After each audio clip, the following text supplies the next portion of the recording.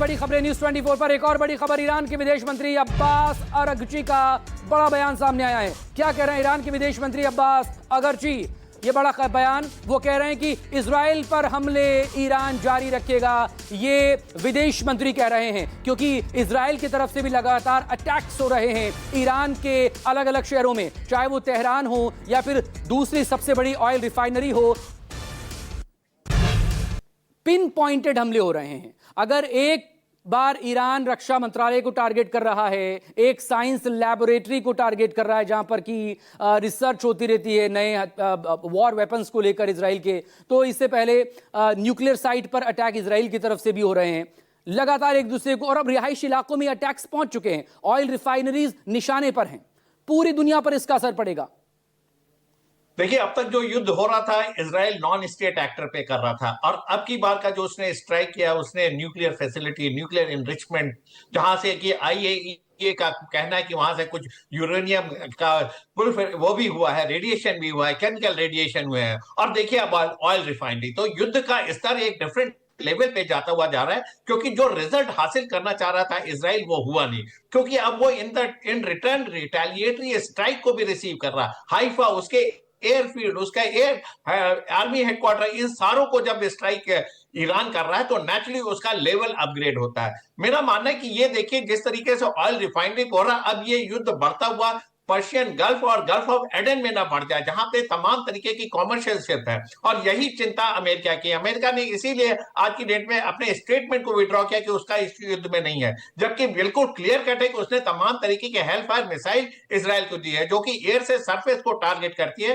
Precision strike करती है। और साथ में एक दिन पहले उनका स्टेटमेंट था कि अमेरिका को पता है, अमेरिका के कनाइवेंस के साथ इजराइल ने इस तरीके के अटैक किए, और इसकी शुरुआत अक्टूबर 2024 से हो रखी थी। और within no time statement में तमाम बदलाव आते हैं, ये बड़ा सरप्राइजिंग है। इसी वजह से ट्रंप सेकंड टेन्योर में अपनी क्रेडिबिलिटी खोते हैं। वो कब क्या बोल देंगे, लोगों को उसके ऊपर विश्वास नहीं होता। एज ए रिजल्ट देखिए वो कुछ भी डिलीवर करने में सफल नहीं हुए, चाहे रशिया यूक्रेन युद्ध हो, चाहे इजराइल पैलेस्टाइन कॉज हो, या फिर आज की डेट में इजराइल ईरान हो। अब मेरा मानना है कि ईरान के पास देखिए बड़े मल्टीपल ऑप्शन अवेलेबल है। वो एक तो पर्शियन गल्फ को डोमिनेट करता है, साथ में देखिए वो एक काइनेटिक स्ट्राइक तो इजराइल को कर ही रहा है, साथ में अमेरिका के मिलिट्री बेसेस भी थ्रेटन है, और साथ में एक और डायमेंशन वो खोलता है कि जितने एलाइज हैं इजराइल के मिडिल ईस्ट कंट्री में, जो छोटे बड़े कंट्री जहां अमेरिका के मिलिट्री बेसेस हैं, उन कंट्री को वो स्ट्राइक कर सकता है। इसलिए वो भी थ्रेटन है, जिसमें ओमान है, बहरीन है,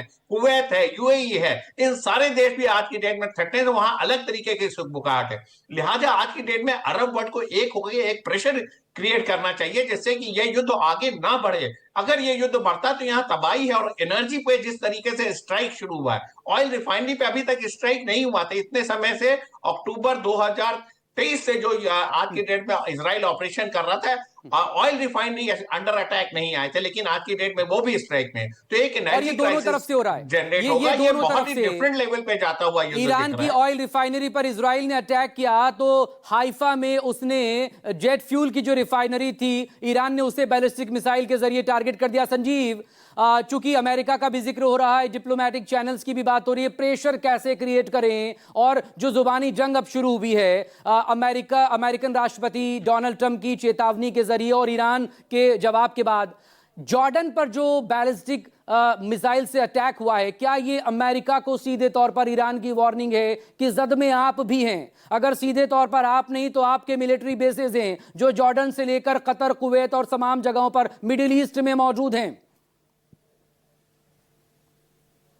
मकसूद देखिए, ईरान इस वक्त जिस स्थिति में है, उसमें यही कहा जाता है कि युद्ध को बहुत ज्यादा लंबा अगर खींचा जाए तो स्प्रेड आउट फिल हो जाता है कोई भी देश। और ऐसे में जबकि उसके लक्ष्य, उसके निशाने पर इजराइल था, तो उसको दूसरे टारगेट्स को भी देखना पड़ रहा है। और एक क्षमता है ईरान की, ईरान एक मजबूत मुल्क है, लेकिन इस तरह से उसके पीछे कोई सीधे तौर पर दिखाई नहीं पड़ रहा है।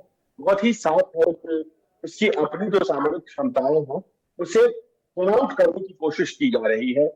ये युद्ध चलेगा, ये बात बार बार इजराइल की तरफ से आ रही है, और ये तब तक चलेगा जब तक कि जो परमाणु इंफ्रास्ट्रक्चर है वो खत्म नहीं कर दिया जाता है। यानी कि अमेरिका इसे एक रीजनल वॉर ही बनाए रखना चाहता है। वो खुद को अपने आप को उसमें वॉर सीधे तौर पर नहीं करना चाहता है। उसने पुतिन से और बाकी दूसरे मुल्कों से यह आश्वासन दे दिया है कि हमें इसमें वॉर नहीं होना है।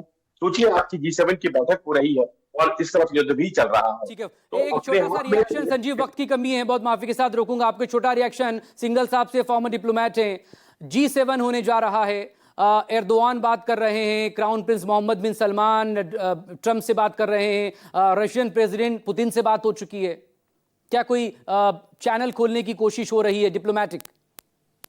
बिल्कुल, तो देखिए ऐसा है कि इसका अल्टीमेटली तो एक डिप्लोमेटिक सॉल्यूशन निकलेगा भी मेरे विचार से, लेकिन कब निकलेगा एक बड़ा क्वेश्चन मार्क है, क्योंकि अभी जो है मेरे विचार से इजराइल तैयार नहीं है इस बात के लिए कि वो युद्ध विराम की तरफ जाए, क्योंकि उसके ऑब्जेक्टिव जो थे वो वट एवर द रीजंस वो अभी तक उनके अचीव नहीं हुए हैं।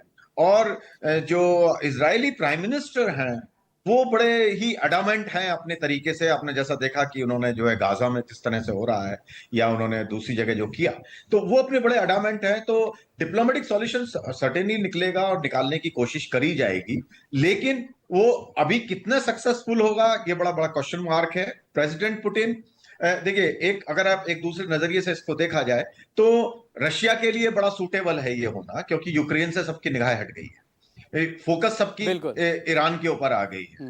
अमेरिका उसको इन्फ्लुएंस गेन कर रहा है थ्रू इजराइल, तो it suits everybody at this moment except Iran और चाइना फॉर दैट मैटर। लेकिन और नेतन्याहू गजा से भी, क्योंकि अक्टूबर 2023 से जो गजा से शुरू हुआ था वो लेबनान और बाकी जगहों से होता हुआ ईरान पहुंच चुका है, वो फ्रंट खुल चुका है। मेरे पास वक्त की कमी है, बहुत शुक्रिया आप लोगों का इस अहम मुद्दे पर बात करने के लिए। छोटे से ब्रेक के बाद खबरें जारी हैं, आप देखते रहिए न्यूज़ 24।